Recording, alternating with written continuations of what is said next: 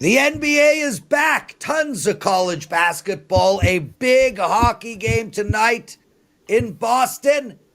We are going to tell you how to bet these games. We're going to tell you how to make money on today's slate.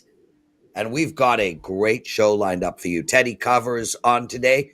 He's going to take apart the USC Maryland game. He's going to look at LA versus Milwaukee and Memphis versus Indiana. Kyle Anthony after that. We're going to look at some UFC. Then we've got Andy Lang with some prop bets. And of course, we're going to end the show with the great Gianni The Greek. I'm Lawrence Presman. Welcome to WagerTalk Today. If you've never watched the show, stay with us, guys. We're going to have some laughs, but most importantly, we're going to give you guys some winnable betting information. It's going to start right now. Cue the stud up. Teddy covers. I miss you, my brother. How are you? Lawrence, so nice to see you, my friend. What's a good word? Well, how was my intro, dude? I've been working on it since I dumped your ass. So it's funny because I was going to, like I used to, text you as you were doing the intro, but it was fine. You know, I had minor complaints, but no major complaints with the intro. Okay, well, listen, you have a wife. Send her your complaints. Theodore, before we get into some chat, let's get into some actionable betting information. USC tonight, they're on the road. They're plus 12.5. They're playing against Maryland. The total here is 154.5, and this is a 20-6 Maryland team who are, well, ready to roll or not. How do we bet this game? Yeah, I'm seeing more 11.5s and 12s on this game than I am 12.5s total, at least looking at the odds logic screen. And by the way, promo code Teddy will get you a 7-day free 7-day trial with the odds logic screen. I encourage you, check that out today. It's a really good product. Again, promo code Teddy for the odds logic 7-day all access free trial. But I'm seeing more 12s, 154 on the board right now. Opened last night, Maryland 10.5, 153. And I'll start with this. I agree with the money, at least so far. The Terps are real, all right? They've won 7 of the last 8. They're, 3-0 ATS their last 3. They're 4-2 ATS Big Ten at home. They've won 12 straight at home, 15-1 at home this season. It's been a home court that's been worth something so far. And from a point spread value standpoint, I don't know we're going to get a ton from Maryland. You know, they're ranked top 15 in everything, you know, Ken Pom or Torvik or et cetera, et cetera. That being said, they deserve that ranking. Maryland is absolutely loaded. All 5 starters have averaged double figures. Derek Queen, Jacoby Gillespie, Julian Reese, Rodney Rice, Selton Miguel, you know, the Crab 5, they're calling them. And that is an elite starting 5 for Maryland. That's a good team. All right. It's a team capable of making a big run. And obviously the stats show it. So from a value standpoint, I don't love Maryland right now, but I don't want USC today. Plain and simple. Trojans, look, they're coming off a bad loss to Minnesota, a game in which they blew a 14-point lead. And the Gophers played well in that contest. But nonetheless, at home, losing to Minnesota, not a good sign at this stage of the season. And I hate this travel spot for the Trojans. Think about the West Coast teams, all right, since the beginning of January. And these aren't seasoned traveling, you know, like, oh, I've been traveling my whole life. No. They're moving around now in a way they've never done. But since the beginning of January, they've already gone on a road trip, played at Illinois and Indiana, then back to LA, then to Nebraska, then back home, then to Northwestern and Purdue, then back home. Now they're heading east again, the last road trip of the season east. I don't love it for USC. The markets don't love it. Maryland's real. If I'm playing, I'm laying with the Terps tonight. Maryland or pass for this better.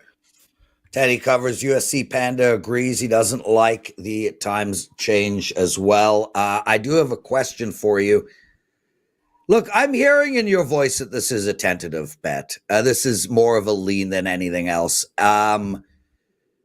Maryland's just not covering this number. They did against Iowa, but before that, it was January 23rd, a 91-70 against Illinois. Everything else is just keep the games close, get out of Dodge. Does that worry you at all? Yeah. I mean, this is not a client play for me tonight. I worry from a value standpoint about Maryland. I kind of talked about at the top how they had, they're power rated, top 15, in everything right now. So when you're looking for teams that are power rated a little bit lower, that may offer some point spread value down the stretch. Teams you can ride. I don't look at Maryland as a team I can ride right now. I look at Maryland as a team, if I'm playing Maryland, it's a game here, it's a spot there. It's not a team that like, all right, hey, there's a ton of value on this squad moving forward because their numbers are so high and their statistical profile is so impressive. That being said, Terps are live to win the whole thing. I mean, that's an elite team. Don't sleep on them next month or tonight. Teddy Covers joining us. You're watching Wager Talk Today. If you like what you're hearing, there's a thumbs up button. Take 1 second out of your day and please hit that. 195,000 subscribers. Let's get to 200,000. Please, if you have not subscribed to our channel, do so. Unbelievable content goes all day. Puck Time will be back tomorrow, 11 a.m. Eastern. I'll be hosting with Carmine Bianco, so check that out. Teddy, let's turn our attention into the NBA. Technically, well, not mathematically, but the second half of the season is about to begin. We got a big slate tonight. Let's start with Memphis against Indiana. Indiana here at plus 2.5. Huge total, almost 250. With that said, Indiana and Washington got to 164 in Indiana's last game. How are you handicapping this? That was an overtime game, let's not forget. Yeah. It was 264, but that was an OT game. And, of course, the Pacers were lucky to win that game, facing the worst team in the league before the break. But they overcame a 19-point deficit and found a way to win it, 134-130 in OT. Looking at my Odds Logic live odds screen, again, use promo code TEDDY. Get a free 7-day all-access trial for the Odds Logic live odds screen. It's a really good product. But right now, all the money has come for Memphis. -2, -2.5. Total up to 250 from 248.5. This has been a very one-sided series in recent years. Grizzlies 6-1 straight up, 7-0 against the spread against Indiana since 2022. Every Memphis win during that span, 6 of them, has come by double digits. The only loss came when half the team was injured last year, and they still managed to cover the number. The only meeting this season, the Pacers went nuts early. They hung 45 in the first quarter. They were up 54-37 mid-second, up by 17. And then Memphis made a run and didn't stop. It was 74-53 Grizzlies after halftime. They won the game by 15. These first game back off the All-Star break, I'm always interested in the coaches' quotes. Here's what Rick Carlisle had to say, the Indiana Pacers head coach. Quote, playing Memphis is the first game back. You're getting thrown into the deep end in terms of physical, competitive, high-level opposition. They're number 2 in the West. They've had a great year. They play a style that's very difficult style to defend. They play fast. They play physical. And they've got star players. In other words, Carlisle is making excuses already. Now, last year, the Pacers, after the break, they won by 14 at home against the Pistons. The Grizz lost 5 straight coming out of the All-Star break. They did cover +9, losing by only 6 to the Clippers. A true wire-to-wire cover in their first game back. So both teams under these head coaches have good track records in that first game back. You know, Indiana looked a litlittle gassed down the stretch. They didn't play great basketball. They were 2-3 straight up in their last 5 games. And again, one of the wins came against the Wizards in overtime. Tyreke Halliburton, quote, every first practice after the All-Star break is typically just a lot of running. You know, you're playing, you're doing a bunch of different things. I feel like as a group, we might have been looking a little tired over those last 6 or 7 games. You know, these last 29 games, we want to be better. Hopefully the break was refreshing for everybody. Indiana should get Miles Turner back in the line. Miles Turner is a guy who is absolutely impactful on the court and rarely affects the point spread. So I think that is in Indiana's favor for this evening. That being said, I really love this quote from Jaren Jackson. I worry about the teams that sent a bunch of guys to the All-Star game. Memphis wasn't necessarily one of them, but Jackson, after the All-Star festivities, quote, now that it's over, my mind is completely pivoted back to Memphis. My mind's definitely in Memphis as soon as the buzzer went off. Back with our team, and I'm just ready to get back to the team, honestly. So the lean here is Memphis. We've missed a number. The lean here is over as well, and that one we haven't missed a number quite so much. I do expect a lot of tempo tonight. 250, no joke of a total. That being said, I'm not sure how much defense we're going to see from either side this evening, and I am expecting a relatively high-scoring affair. So lean Grizzlies, lean over with the Pacers and Memphis tonight. Teddy Covers joining us. Teddy, Let's go to the LA Lakers and Milwaukee. One of our listeners wrote that he just put some money on Milwaukee and he expects Giannis to play. Where are you going in this game? Well, the first thing we're going to do is make sure that we have the right opponents that we're talking about. Is of course the LA Clippers in Milwaukee against the Bucks, not the Lakers. The Lakers are in Portland tonight on the second of back-to-backs after falling at home last night to Charlotte. Looking at the odds logic screen right now, it's been all Clippers money so far. Minus 2.5, let me minus guess. 3 in many books. Total 229. Let you guess what, Lawrence? Teddy 7. I'm sorry? Teddy 7 for 7 days free. Odds logic. Take advantage of that. It's an incredible product. Sure, but you don't need the 7. Just Teddy is the promo code. There you go. Just do it 7 times. 7 of you use the promo code Teddy at Odds Logic. Incredible product. Sorry, dude.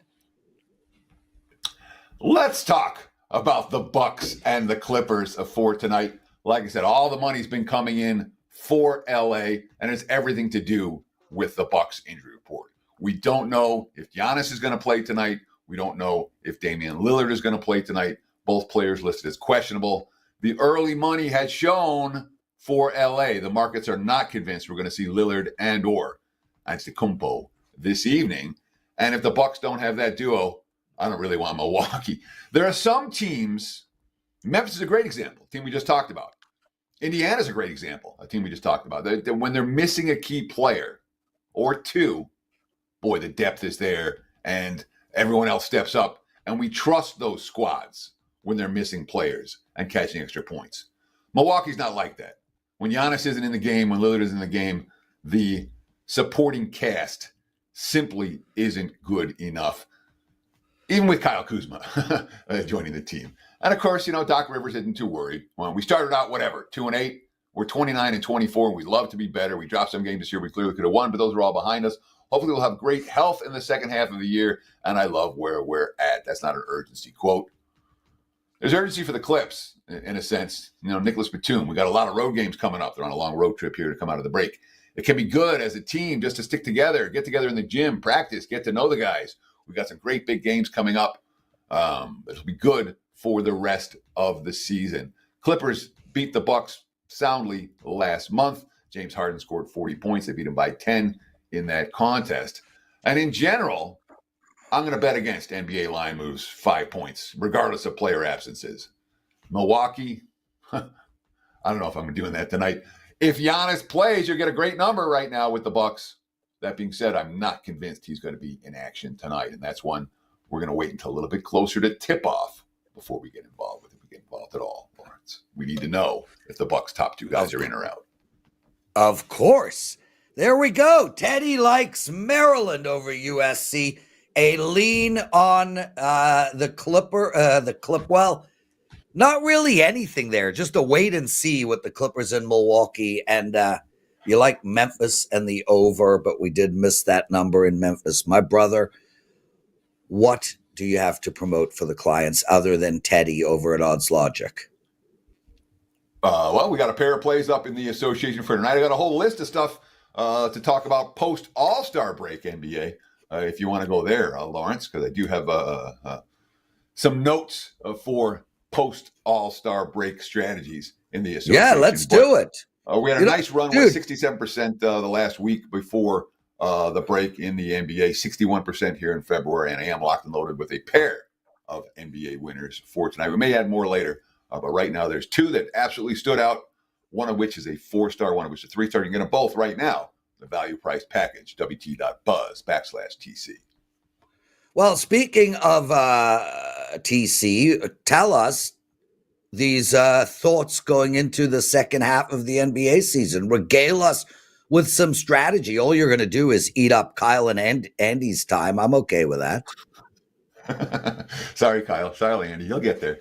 So let's start with this. When you're talking about post All-Star break NBA strategies, and it's not the midway point of the season, it's the 2/3 point of the season. All right, we got a third of the season left. And the number one thing that I can say about post All-Star break NBA betting is the season-long stats are completely meaningless Anything you're looking at with season-long stats are useless. It's current form. Right. Season-long records are completely meaningless. It's current form. You can ask anyone who was betting the Nets, the Blazers, and the Wizards the last 2 or 3 weeks before the All-Star break what season-long records are going to tell you. All right. Nets, Blazers, and the Wizards made a fortune for their backs before the All-Star break. And they're all 3 bottom feeders. All right. This is important to note. Must win does not equal will win. Players don't give a crap about seeding. They really don't. Markets react to nothing in those spots. So be careful of they must win to get in the postseason. Pay attention to pace. Again, your season-long stats are going to tell you this is what pace teams play at. And yet, when teams change their pace, the markets don't adjust. Spurs, 12-3 to the over last 15. Hornets, 10-3 to the under last 13, et cetera, et cetera. You can go on and on when you look at pace right now. But again, the season-long stats will often lie. And one more thing to talk about. When you talk about teams that are truly tanking, and we'll probably see a handful of those squads between now and the end of the season, no point spread is high enough for a team that is thrown in the towel. 18, 20, 22, doesn't matter. The team's not competing. Value isn't there. There's just 5 Teddy, little things. Our break. I hope that helps for you, Lawrence. Teddy, I thought that was amazing. We're going to stay on this topic because it's super interesting. And plus, Kyle and Anthony are so fast. They're real pros. Anyway, what I want to ask you, firstly, I agree with everything you said, and it's totally relevant to NHL as well. Carmine and I are on Puck Time tomorrow. We're going to actually discuss this exact topic. Don't look at these year-long statistics. A great example in the NHL would be the Philadelphia Flyers or the Montreal Canadiens, 2 teams that have overachieved coming to this point of the season and now are going to regress. Teddy, let's talk a few of those teams that you think are tankers moving forward, where there will be value to bet against them. I put the Chicago Bulls at the top of that list. Sure, the Bulls certainly showed a lot of tanking potential down the stretch before the All-Star break in terms of a team that didn't give it. And the Bulls aren't a true tanker because about once every 5 games they show up. But they certainly have that potential. Be interested to see what Philadelphia does down the stretch, and how the Sixers season ends up playing out. The Phoenix Suns are a team that could be interested in paying attention to. And how are Utah and New Orleans going to play out? Just a handful of teams, but again, I'm not trying to predict right here which teams are going to tank in the last 20, 25 games. What I want to do is take advantage once I start seeing the signs of teams that are thrown in the towel. And you're actually right in terms of Chicago as being a team that showed real signs of that in the last couple of weeks before the break. Teddy covers, outstanding segment. What else going on? Are you opening line reporters behind us? Where can people see you? Well, let's see. I do WagerTalk Today. I do NBA. I do the college hoops show. We'll start with the MLB show coming up, and I'm doing free videos just about every day or many days. But just visit my page, WT.buzz/TC. Follow me on X at Teddy_covers.com, and I tweet just about everything that I'm on, Lawrence, including this show. So, well, we love you, bro. Guys, head over to Odds Logic. Use the promo code Teddy. Check it out. Unbelievable odds screen. You get 7 days free. Use the promo code Teddy. Kyle Anthony joining us, everyone. Kyle is as good as it gets in the UFC and when he looks in the mirror. How are you, Kyle? Doing good, Prez. Doing good. A lot of events coming up, and are you excited tonight about the finals, or do you even give at all about Canada versus USA? Well, Kyle, I'm going to do a little deep dive later on and give out an actual couple of picks on this game. But to answer your question, am I excited? I actually don't care that much, to be honest with you. I knew it. I think Canada is in a win-win situation. Mm-hmm. When you beat a team for 100 years and you got to give them one win every century, let it be in a tournament that isn't the Olympics, isn't the World Cup, is just some made-up event. So if America, the USA, do win tonight, Way to go. Way to win a meaningless nothing. And if Canada wins tonight, ho-hum. So, yeah, that's how I feel about tonight's game. Kyle, more importantly, let's talk some UFC. You are so good at this sport. Henry is back. He's fighting Song. This should be a hell of a fight, bro. How do we bet this one? Yeah, so Henry is back, retired back in 2020 and came back 2023, lost 2 fights against Aljamain and Merab. Can't fault him there, but he's 38 years old now and probably on the brink of another retirement. But either way, when you're looking at this fight on Saturday night, the big part about here is going to be him looking for the wrestling. Obviously, that's his main path. And really what he's going to need to do here is absolutely wet blanket Song. He's going to need to keep him, down, wrestle him, push that pace. And that's the big thing here that you're looking at a 38-year-old, that can he push a wrestling pace for 25 minutes? The upside here is, can he get a finish? I'm not on that side of it looking for the finish. If Henry's going to get the victory, he's going to need to implement a lot of that wrestling, keep Song down positionally. But Song in their side here comes from Team Alpha Male Camp. He has a good wrestling background, solid foundation, 72% takedown defense rate. That's absolutely going to be tested here. And the big thing here is, also is that, Henry Cejudo is kind of undersized for the division a little bit. He's going to be 2 inches shorter. He's going to have a 3-inch disadvantage. And I think that's also going to add some advantages to Song Yadong, where we're talking about the takedown defense. Now, I think he's going to have the physicality. I think he's going to have the strength, where we're talking about inside the clinch, on takedowns. That's going to be the vulnerability on Song, but I think it also is the availability for him to sprawl and brawl and create space. And if this plays out on the feet, big advantages here for Song Yadong. He's got the cleaner striking, the harder hitter, better combinations, and the other part, again, 3-inch reach advantage. So I think he's just more dynamic compared to Henry at this particular point. So the way I'm going on this fight is pretty much both these guys are very durable. Both these guys can take a shot, and Henry, on the other side here, he has only been finished 1 time in his professional career. You've got Song Yadong finished twice in his professional career. Once was in 2020 against Corey Sandhagen, and the other was in 2014, way back when. So I think this is a spot where there's going to be opportunities for both to look good in certain rounds, but I do think that Henry, his power, is going to get this on the scorecard. So getting off the big number here, I do like Song Yadong by points, and that's sitting at plus 130, and I think that's how he gets the job done on Saturday night. There we go. Henry against Song, and you like Song by plus 130. You've got another bet for us. This is quite the name. That would go good with Just say milk. Just say milk. With milk Costa. Lime and salt. Melquizael. Melquizael. Do you know that I have an uncle? True story. Swear to God on my life. I have an uncle. That's my story. So Melquizael Costa versus Andre Fili. Who's going to win this one?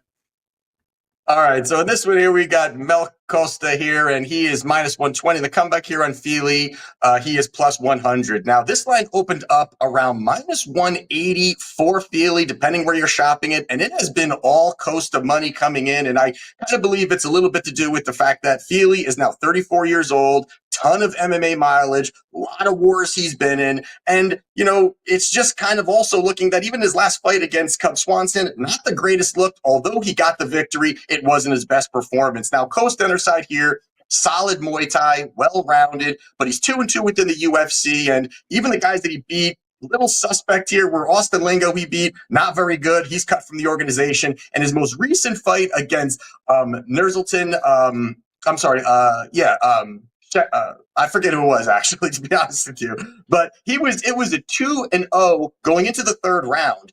And it really kind of looked like Costa was not going to be, kind of going to be getting the job done here. He ends up gassing, allowing Costa to get the victory, submission victory in the third round. And he's got decent grappling, but also the fact he makes a lot of positional decisions that are mistakes. Now, Fili on the other side here, he's got a lot of experience. I think that he's a UFC vet that really has put it all together. And any way you look at it, he's better everywhere that I think that Costa is. There's really nowhere that I think Costa has the advantage. I think that you've got Fili, who's going to have the sharper boxing. He works very well behind his jab, sets up his combinations very well.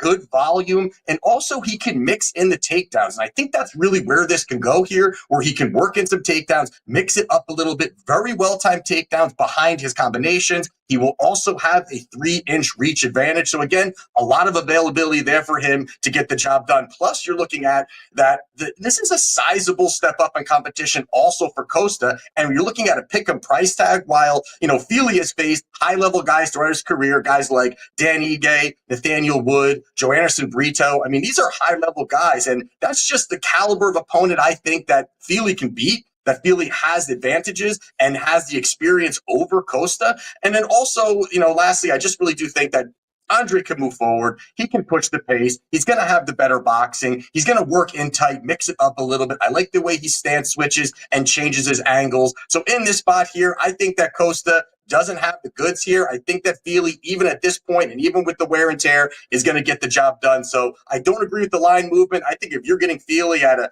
short plus number, or pick him wherever it may be in there, I think it's a good spot, and I like Fili to get the job done. Wow. Our number one MMA expert in the last 12 months nailed that segment. Song Yadong plus 130, Fili plus 100. And Kyle, I know you like Fili's and Song's. I'm sure you did both last night. Anything to promote? Do you know Fili's nickname is Andre Touchy Fili? I mean, for an MMA fighter, that's I guess good for him. That I hear that's your nickname at the bar down the road. I set myself up. You did. Anything else? No, that's it, man. I got 4% play up this weekend, and also the fact that I already have my 5% play up for UFC 313, which is going to be March 8th. If you buy this pack this weekend, you do get a code that's going to give you $10 off my 5% play. So we're going to be giving a little bit back there. And I really like the spots that we have. And again, a ton of UFC events coming up over the next couple of months. And we're going to keep rocking and rolling. Love having you on, Kyle. Now go back to the mirror. Enjoy yourself. Kyle Anthony, everyone. Okay, so we got Andy Lang joining us. We got Gianni The Greek at the end of the show. Before we get into all of that, couple of quick announcements. Firstly, thank you guys for taking time to join us in the chat room. Please hit that like button. It would be really, really appreciated. I'm going to tell you guys how I think tonight's hockey game will go before I get into that. Last night, I was on the under in a college basketball game, the Valparaiso game. It was 139. It was 64-64 with 1 second on the clock. And I was like, oh no, we're going to overtime and I'm going to lose my under. And then it ended up being all right. Do you get my pun? All right. I kid you not. The name of the guy who hit the layup with 0 seconds on the clock, his name was All Right. A-L-L, right. Greatest freaking name ever.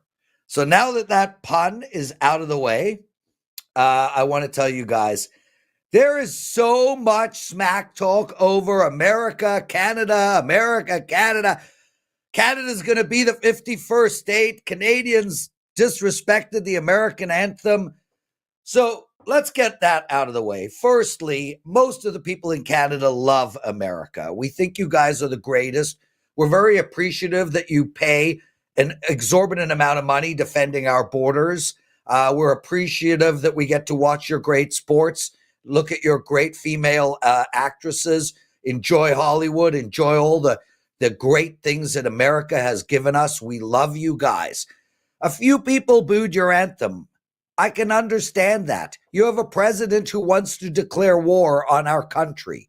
It makes sense that they booed your anthem.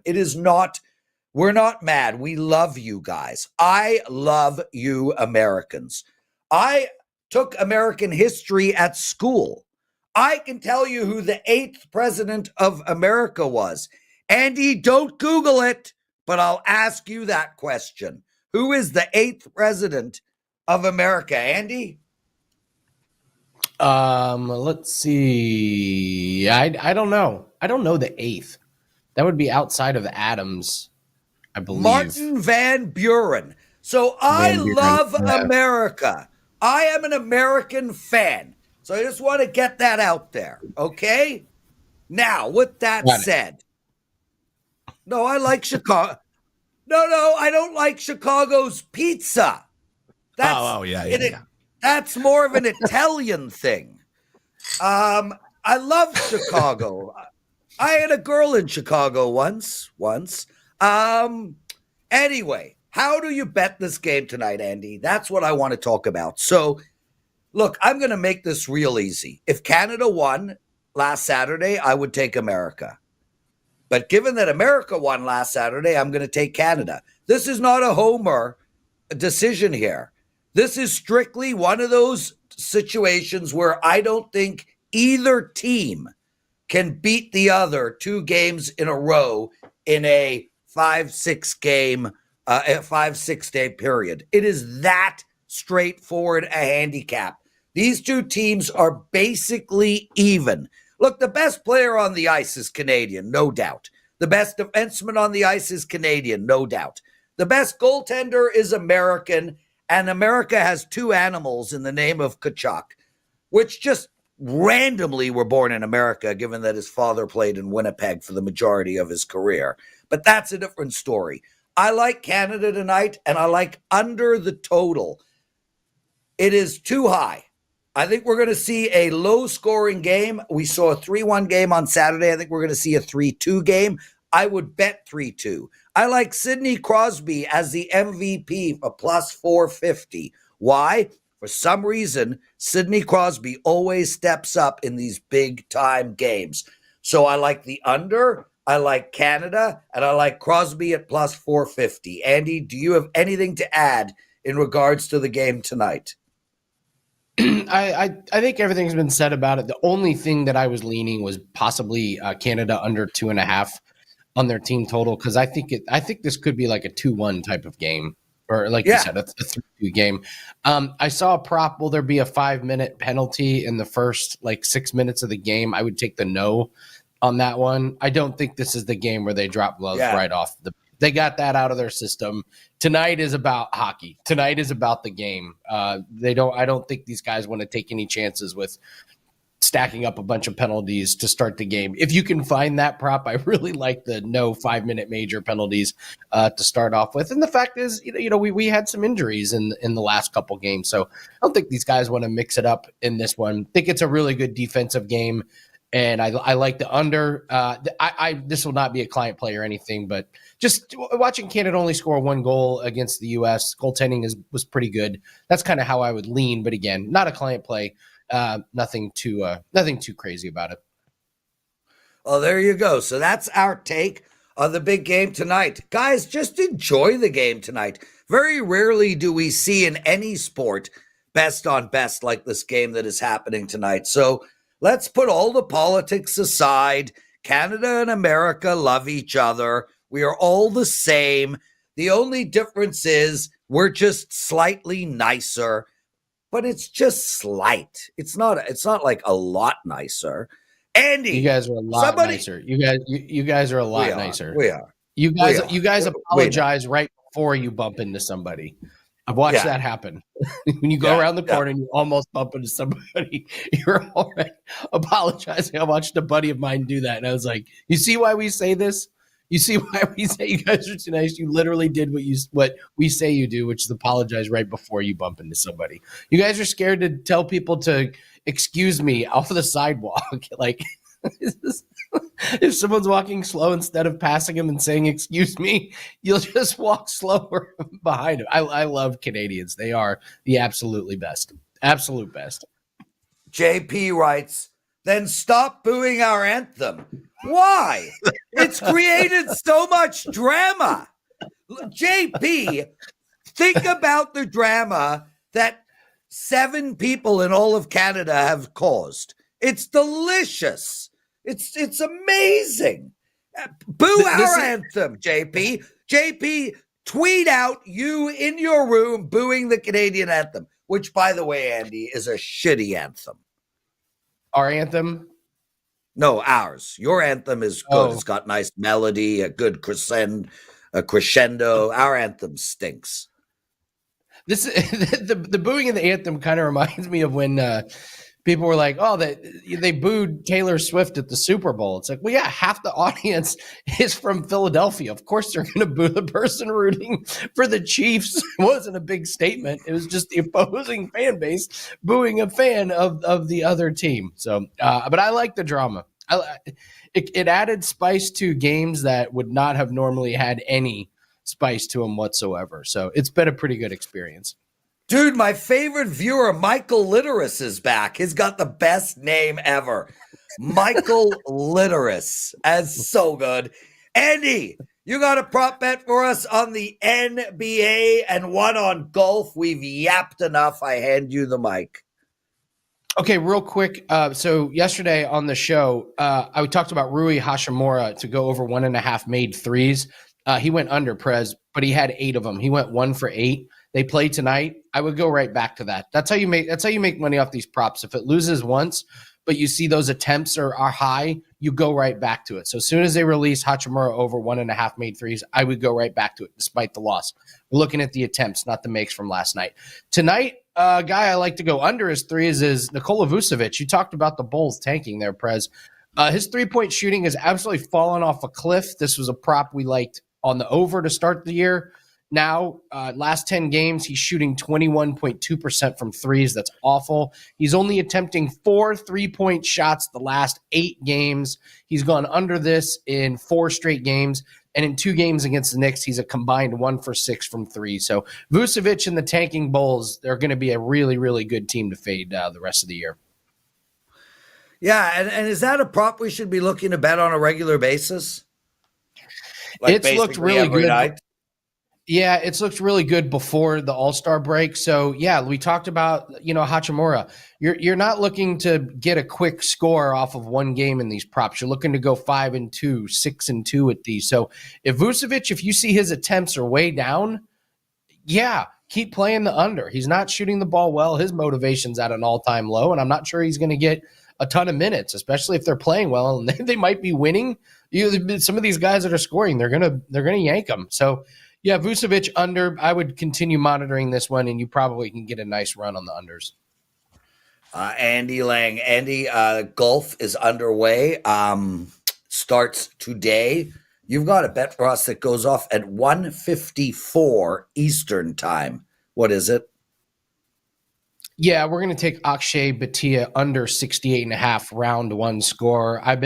This is what works great about some of these tournaments. I've been able to watch all morning, and the course is super easy. There's no wind out there. The weather is beautiful. I mean, you've got the leaders at -6. You got a couple guys at -5. You got some guys at -4, and all he needs to do is go -3 to cash this. He finished 4th here 2 years ago. He went under this total in the first 3 rounds, and he's had a really good year. 9th, 32nd, 22nd, the last 3 tournaments. And Prez, he had 2 rounds of 67 last week at the very difficult Torrey Pines course. He's the betting favorite for a reason this week. Solid strokes gained. I would look at his round 1 score under 68.5.